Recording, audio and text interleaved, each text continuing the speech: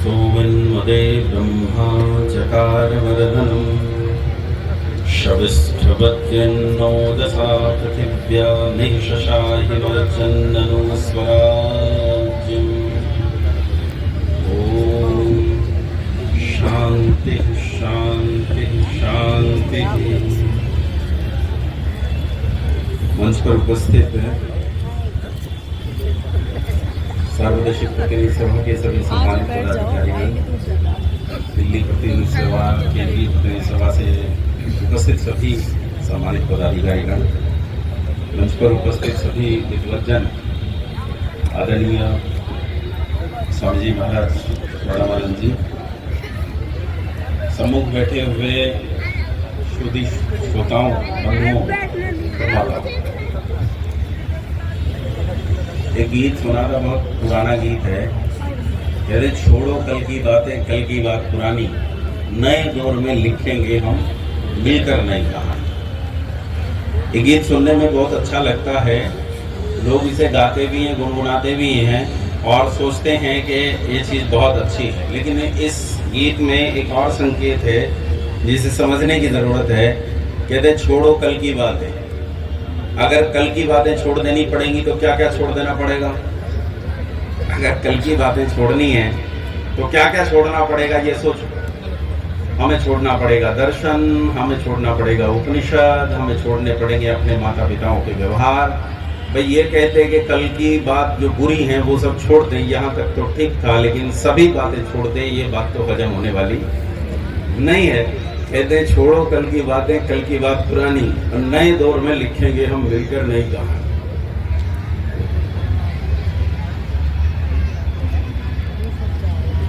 देश लंबी गुलामी के काल में रहा।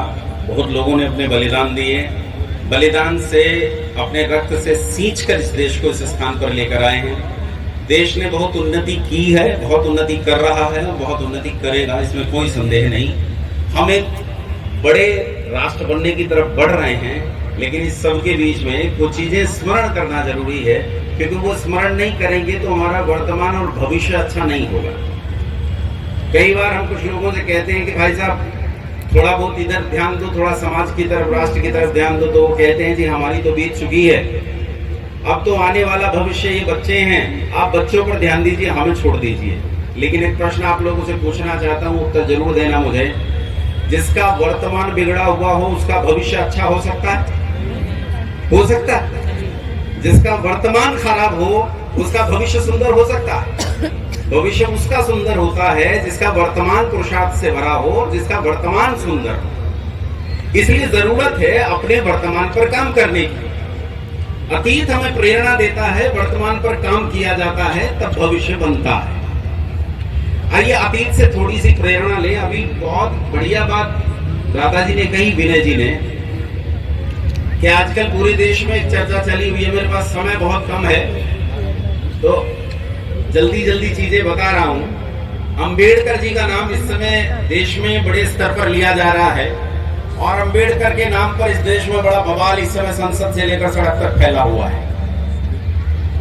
बंधुओं, मैं भी अंबेडकर जी को बहुत महान व्यक्ति मानता हूं, छोटा नहीं मानता।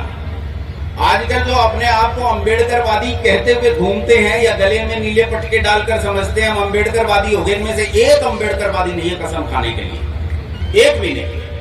ये सारे पेरियारवादी हैं। पेरियारवाद में और अंबेडकरवाद में महान अंतर है। याद रखना, पेरियार की और अंबेडकर की आपस में कभी बनी नहीं। अंबेडकर जी ने धर्म को कभी नहीं त्यागा, उन्होंने धर्म तत्व को कभी त्यागा नहीं, अपने जीवन में से धर्म को कभी अलग नहीं किया। जबकि पेरियार धर्म को मानता नहीं था। पेरियार कहता था कि धर्म तो अफीम है, धर्म तो नशा है, जो मूर्खों पर शासन करने के लिए चतुर लोग इस्तेमाल करते हैं। इसके मुकाबले अंबेडकर जी का दूसरा ही कथन था। अंबेडकर कहते हैं बिना धर्म के कोई व्यक्ति मनुष्य नहीं हो सकता। मनुष्य होना है तो उसके जीवन में धर्म बहुत जरूरी है। मैं हमेशा एक चीज कहा करता हूं, एजुकेशन में जब हम पढ़ते हैं तो एजुकेशन में दो तरह की एजुकेशन होती है। एक एकेडमिक एजुकेशन होती है और दूसरी लाइफ एजुकेशन होती है। एकेडमिक एजुकेशन वही है जो आप पढ़ते हो, ये chemistry, physics, mathematics, history, geography, ये सब एकेडमिक एजुकेशन में आ जाता है। जितना टेन थीटा कोस थीटा आप पढ़ते हो, ये सारा टेन थीटा कोस थीटा, ये सारा अल्कोहल, कीटोन और एल्डिहाइड जितना है, ये सब का सब एकेडमिक एजुकेशन में आ जाता है। लेकिन लाइफ एजुकेशन कुछ और ही होती है, और वो लाइफ एजुकेशन धर्म के सिवाय कहीं और से नहीं मिलती है। जो लाइफ एजुकेशन है उसी का नाम धर्म है। लोगों ने धर्म बहुत सारे बना लिए, लेकिन इन धर्मों में वास्तविक तत्व यदि देखो तो वास्तविक तत्व धर्म का मतलब क्या है? धर्म का मतलब है कि क्या करना है, क्या नहीं करना है, क्या कर्तव्य है, क्या अकर्तव्य है, क्या डूज हैं, क्या डोंट्स हैं। इसी का नाम तो धर्म है। धर्म आखिर इसके सिवाय क्या हो सकता है? और इस धर्म के तत्व को संसार का कोई व्यक्ति अपने जीवन से पृथक नहीं कर सकता। पृथक करेगा तो फिर वो मनुष्य की कोटि में नहीं रह जाएगा। मनुष्य वो जो इस धर्म तत्व को अपने जीवन में स्वीकार करे। स्वामी दयानंद सरस्वती ने इस देश में धर्म की इस परिभाषा को डंके की चोट पर सारी दुनिया को बताया। मजहबी लोगों को, मतांतर वाले लोगों को उनकी ये बात बुरी लगी। स्वामी दयानंद सरस्वती का बलिदान ले लिया गया, उनकी हत्या कर दी गई। लेकिन स्वामी दयानंद सरस्वती जो अग्नि जलाकर चले गए, उस अग्नि से असंख्य नए अग्निपुंज पैदा हुए, नई चिंगारियां पैदा हुई, और इन्हीं चिंगारियों में सबसे जाज्वल्यमान चिंगारी का नाम था स्वामी श्रद्धानंद सरस्वती। ये वो स्वामी श्रद्धानंद सरस्वती हैं जिन्हें मैं अक्सर कहता हूं कि आपने स्वामी श्रद्धानंद सरस्वती का नाम सुना हो तो ये व्यक्ति नहीं, संस्था था। संस्था, दुनिया कहती है व्यक्ति, मैं नहीं मानता। संस्थाएं मिलकर इतना काम नहीं कर सकती जितना अकेले स्वामी श्रद्धानंद सरस्वती ने किया। स्वामी श्रद्धानंद सरस्वती वो महान संस्था था जिसने उत्तराखंड के गांव शुद्ध कर डाले। एक पुस्तक लिखी 1945 में डॉक्टर भीमराव अंबेडकर ने। पुस्तक का नाम था कि कांग्रेस और गांधी ने अस्पृश्यों के लिए क्या किया। इसी पुस्तक में लिखते हुए उन्होंने कहा कि 1922 में एक समिति गठित हुई, और 1922 की समिति में स्वामी श्रद्धानंद सरस्वती थे, जिन्होंने बृहद स्वरूप रखा समाज में दलितों के लिए। उसके लिए एक बड़ा बजट बनाया गया, लेकिन कांग्रेस ने वो बजट देने से मना कर दिया।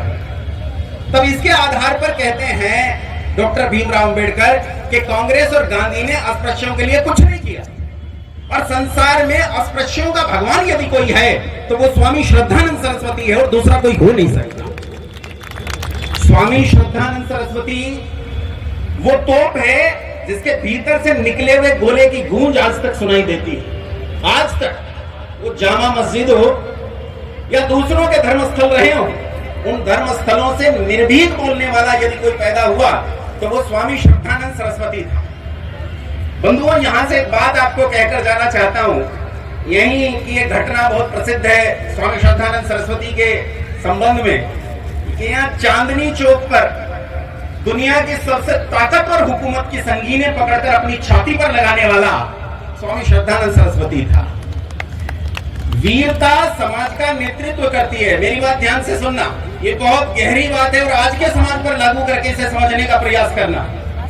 वक्ता होना बहुत सरल, वक्ता होना बहुत सरल। अब भाषा को अच्छे से बोलना जानते हो, आपके पास 4 शब्द हैं, आप अच्छे वक्ता हो सकते हो। लेकिन निर्भीकता ये गुण सामान्य गुण नहीं है, वीरता सामान्य गुण नहीं है।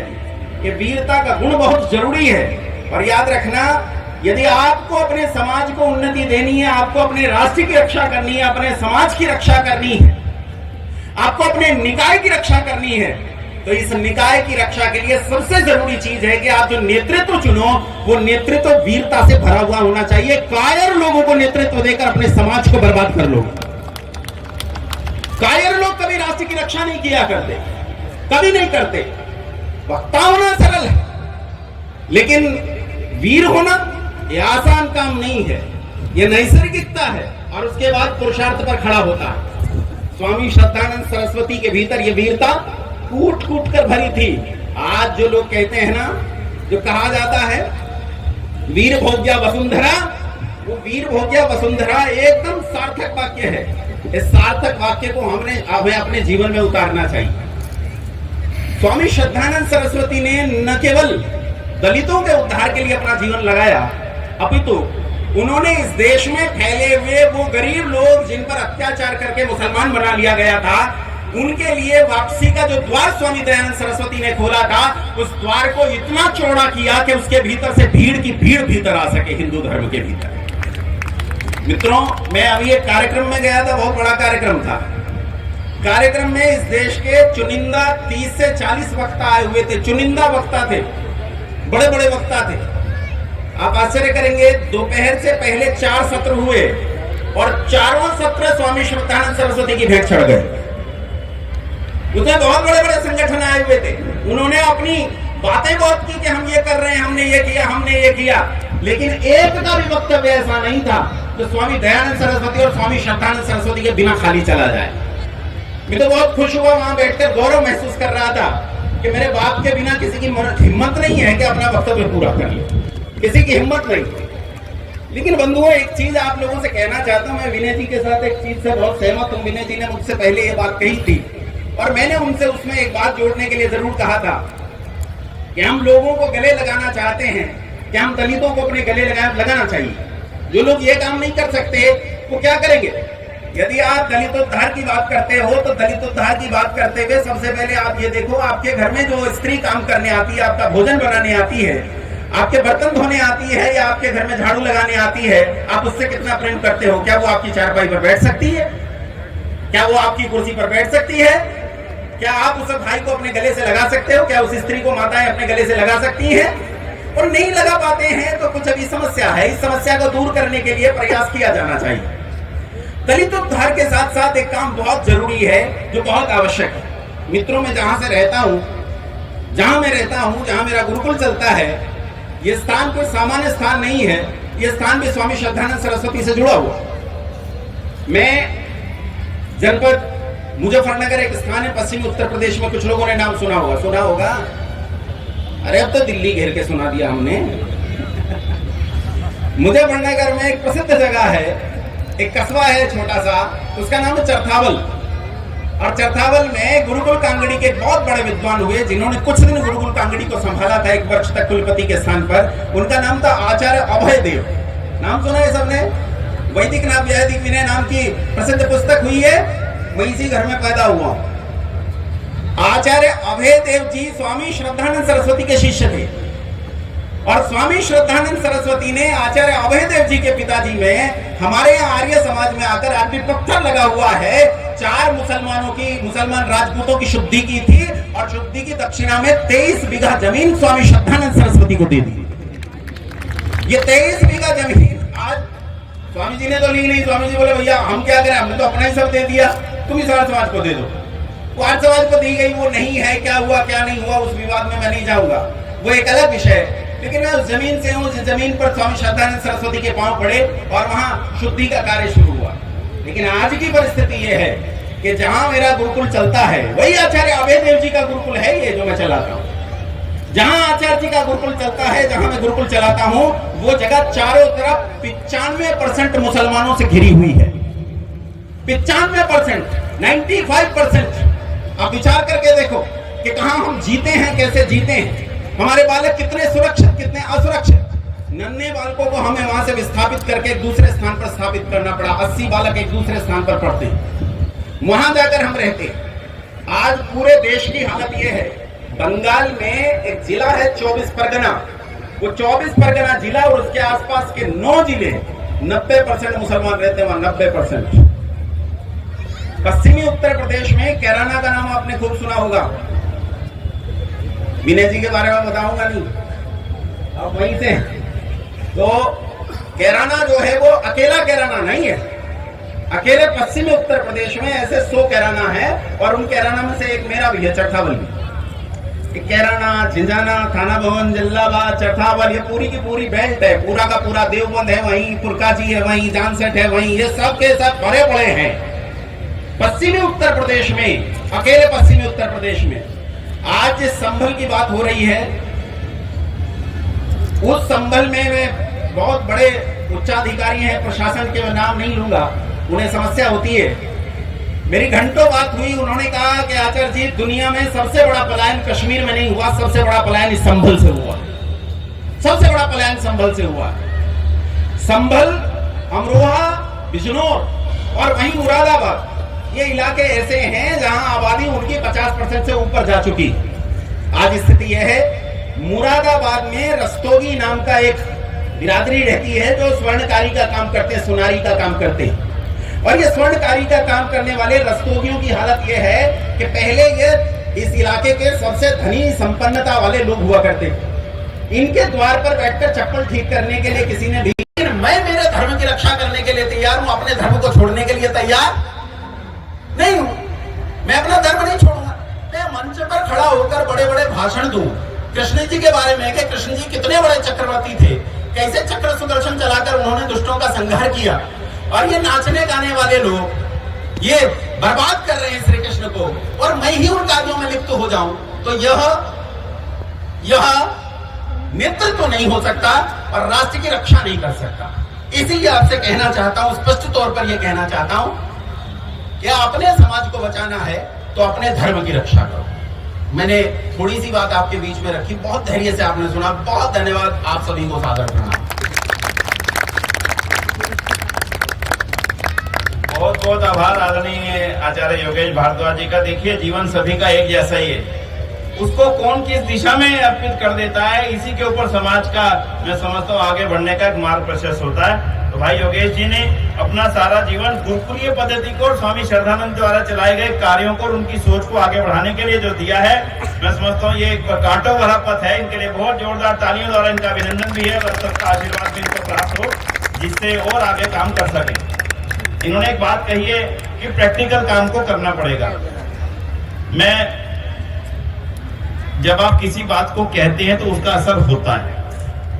यहाँ पर इस समय पंडाल में 3 नौजवान साथी हैं, मैं परिचय भी यहाँ मंच पर बुला करके नहीं करवा रहा हूँ, सच्ची घटना वो सुन रहे हैं, उनको पता है।